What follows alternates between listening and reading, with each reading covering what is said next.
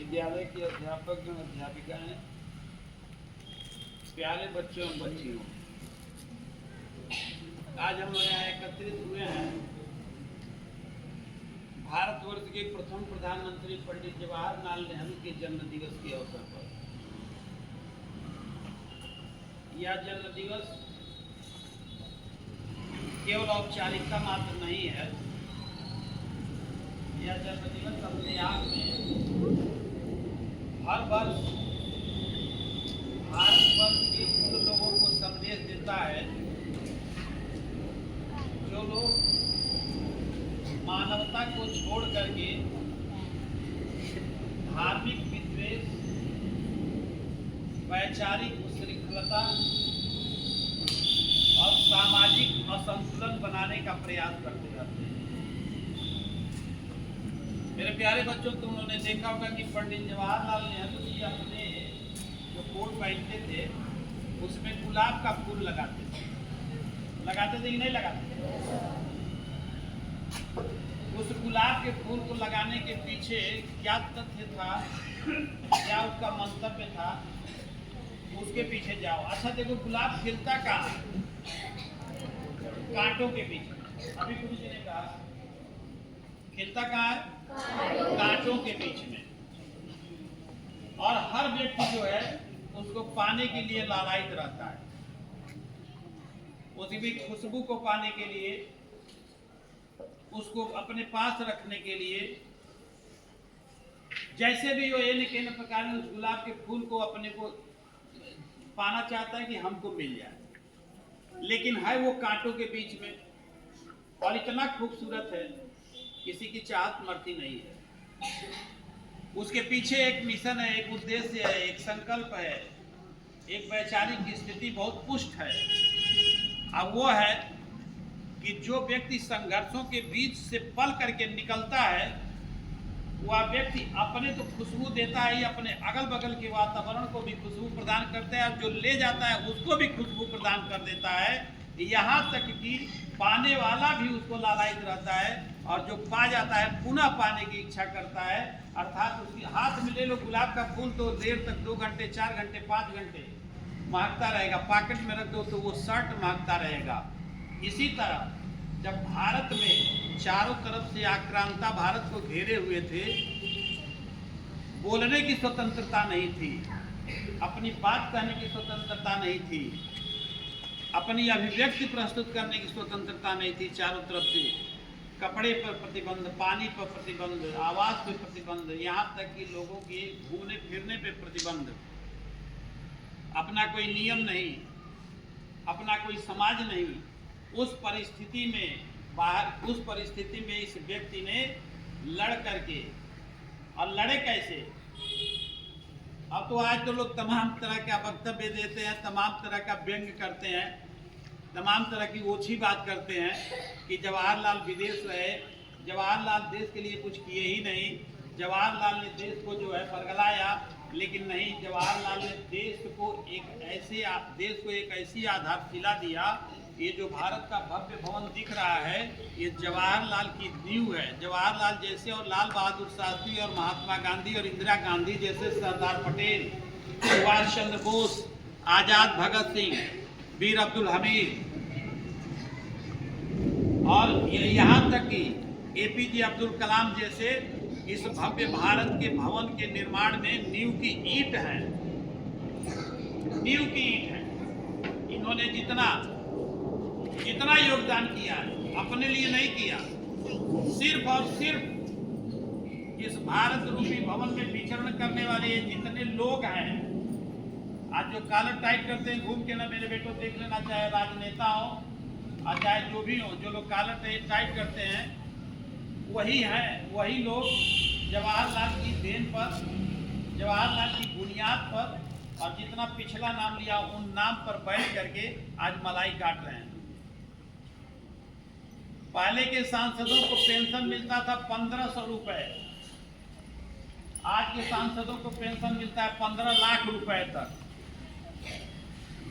पहले के सांसदों को पेंशन नहीं मिलता था, विधायकों को जब शुरू हुआ था नहीं मिलता था, कुछ नहीं। 500, 150, 1500, 15 रुपए मिलते थे। आज के सांसदों को पूछना पेट्रोल भरवाने के लिए 1.5 लाख रुपए मिल जाता है।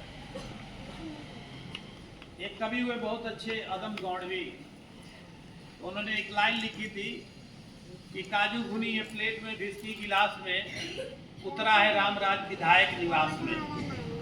जो कल था न मासा न रत्ती न तोला, वो कुर्सी पे किलोग्राम नजर आता है। चोर खादी में सरेआम नजर आता है। हर लुटेरा उस शहर को भागता है जो सड़क दिल्ली शहर को जा रही है। आज अभी अदम गौड़वी ने, अभी है नहीं, उनकी शरीर नहीं है, उन्होंने लिखा था, ये वर्तमान जो राजनीतिक लोग हैं जो घूमते हैं कहते हैं कि हम तो अहिंसावादी हैं, नहीं, मानवता को छोड़ करके, मानवीय संवेदनशीलता को छोड़ करके, धार्मिक उन्माद फैला करके, सबसे बड़ा धर्म है मानव सेवा, सबसे बड़ा धर्म है गरीबों की सेवा, सबसे बड़ा धर्म है अनपढ़ को शिक्षित कर देना। लेकिन आज तो शिक्षा को ही बांटा जा रहा है। 2 खंड में शिक्षा हो गई है, एक अमीर की शिक्षा हो गई, एक गरीब की शिक्षा हो गई है। 2 तरह की, एक शहरी शिक्षा हो गई, एक देहाती शिक्षा हो गई है। प्रक्रिया कोई नहीं बदल पाया, केवल व्यवस्था बदलने में लगे हुए हैं। शहर का भी बच्चा बच्चा है और गांव का भी बच्चा बच्चा है, दोनों में कोई भेद नहीं। ऐसी बात को बराबर जवाहरलाल जी कहते रहे। अभी गुरुजी ने कहा कि जब वो गए विदेशों में घूमने और छोटे बच्चों को देखे तो उन्होंने देखा कि उनकी भी साइकोलॉजी वही है जो भारतवर्ष के गांव में रहने वाले बच्चों की साइकोलॉजी है। जो बच्चे भारतवर्ष के गांव में खेलते हैं मिट्टी में, उसी तरह विदेश के भी बच्चे खेलते हैं अपने शहरों में। दोनों के साइकोलॉजी, दोनों के मनोविज्ञान में कोई अंतर नहीं है। लेकिन लोगों ने बांट दिया। किन लोगों ने?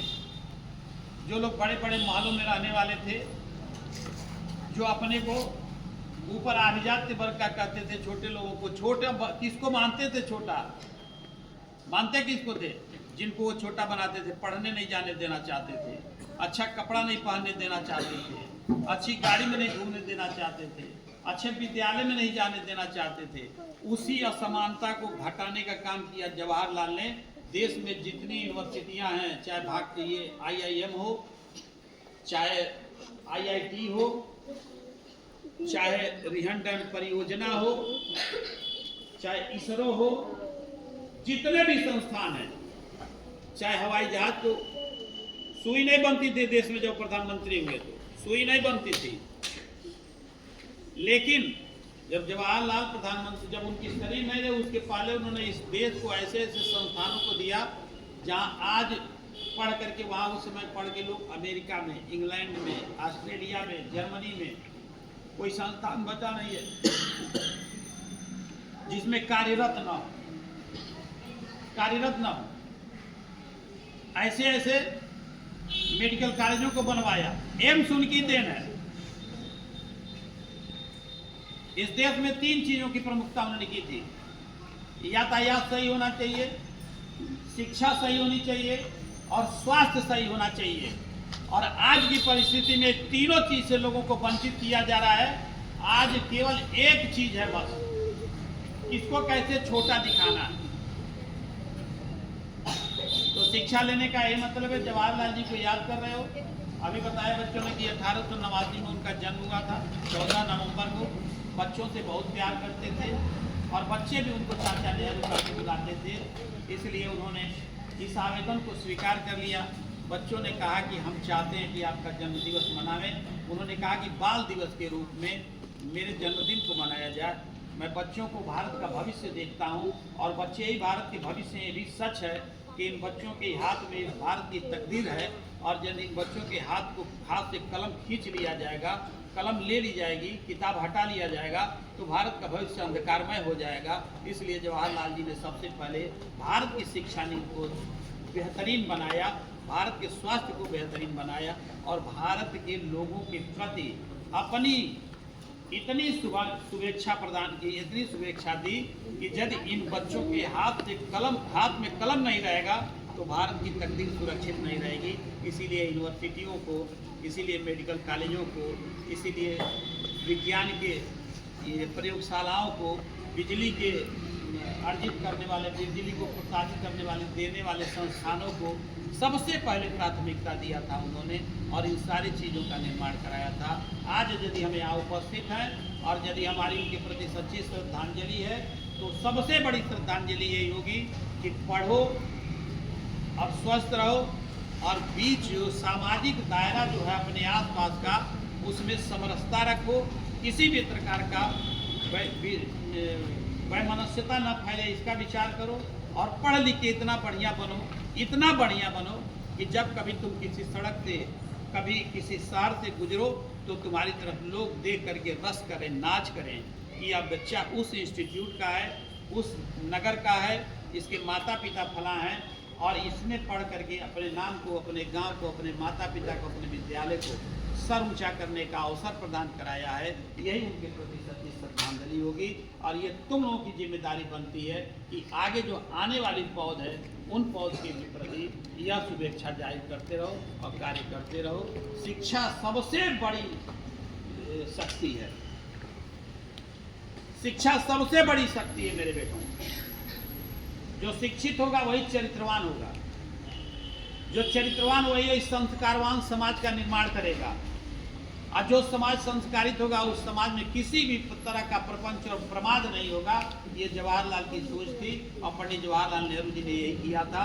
उसी पथ पर चलने के लिए अग्रसर रहो, पढ़ो, स्वस्थ रहो, और अगल बगल के वातावरण को, पर्यावरण को अपने स्वस्थ वैचारिक स्थिति से सुंदर बनाओ, स्वच्छ बनाओ, और एक सुंदर भारत का निर्माण करो। यही श्रद्धांजलि होगी। सबको धन्यवाद, सबको